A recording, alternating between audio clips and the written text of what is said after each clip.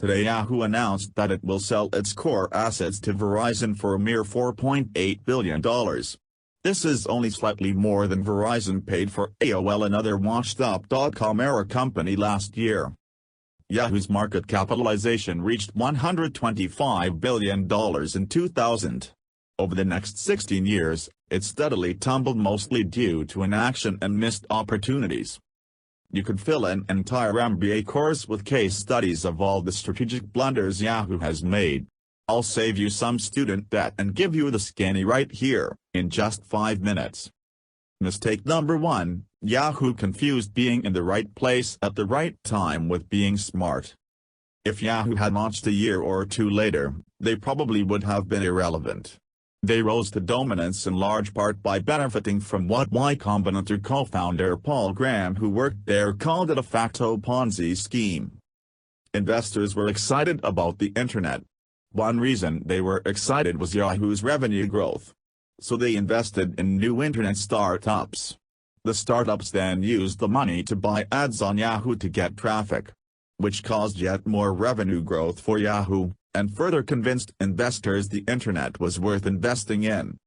The growing revenues from this runway feedback loop tricked Yahoo's management into thinking that they were smart, when really they were just lucky.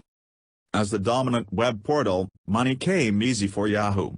They never bothered to build a strong engineering culture, like Facebook and Google did.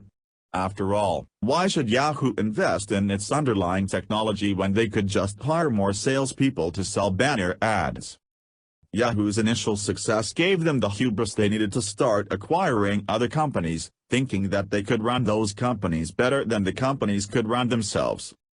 Here are some companies that Yahoo bought. GeoCities, $3.6 billion. Tumblr, $1.1 billion. Mark Cuban's Broadcast.com, $5.7 billion. Radio. On. The Internet. That's right, I'm based off of Mark Cuban.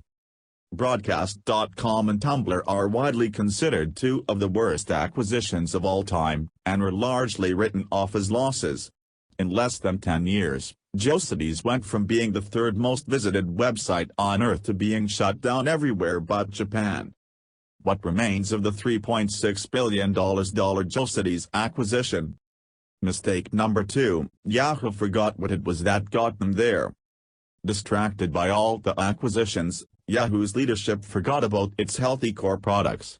Here are a few multi-billion-dollar industries it ceded to new entrants. Yahoo Mail lost to Gmail. Yahoo Answers lost to Quora. Flickr lost to Instagram. And most humiliating of all, Yahoo Search lost to Google Search to such an extent that in 2009, Yahoo scrapped their 13-year-old search engine in favor of licensing Bing Search, which Microsoft had just launched. These were all services where Yahoo had a multi-year incumbent lead, with millions of active users. They had the funds. They had the traffic. They could have experimented and improved upon these services. But they failed to take the initiative. Instead, they got out-designed and out-engineered at every turn.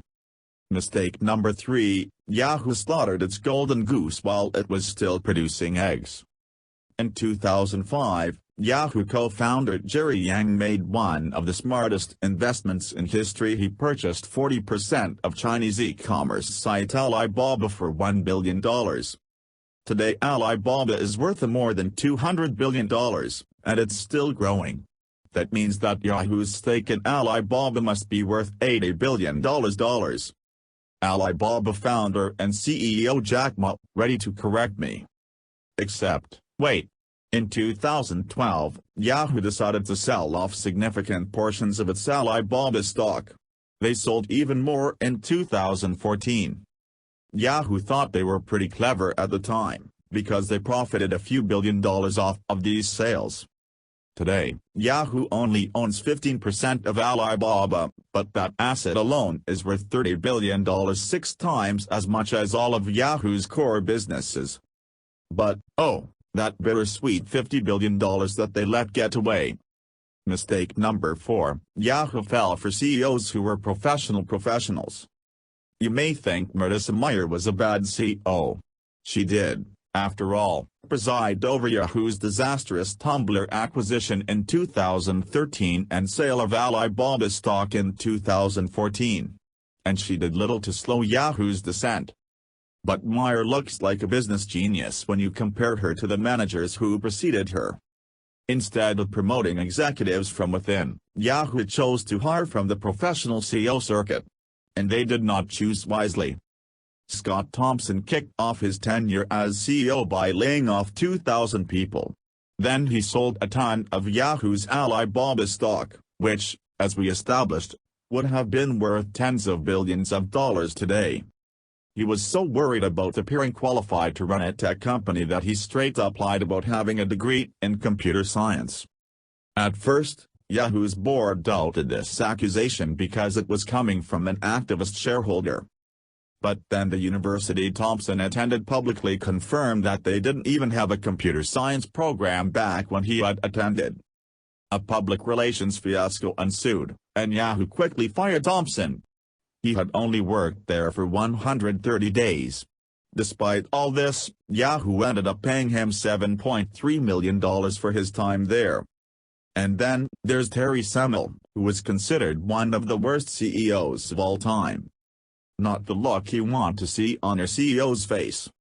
Semel failed to acquire Google when Yahoo got its second opportunity to do so. Then he proceeded to do nothing to stop Google from devastating Yahoo's previous dominance of the search industry. Semel also botched acquisitions of both Facebook and DoubleClick, the technology that became the centerpiece of Google's advertising empire. And after all of these missteps, Semel blew his one shot at redemption. He turned down Microsoft's offer of $40 billion to buy Yahoo outright. The real kicker is that, over the 7 years that Semel drove the company into the ground, Yahoo compensated him with $500 million.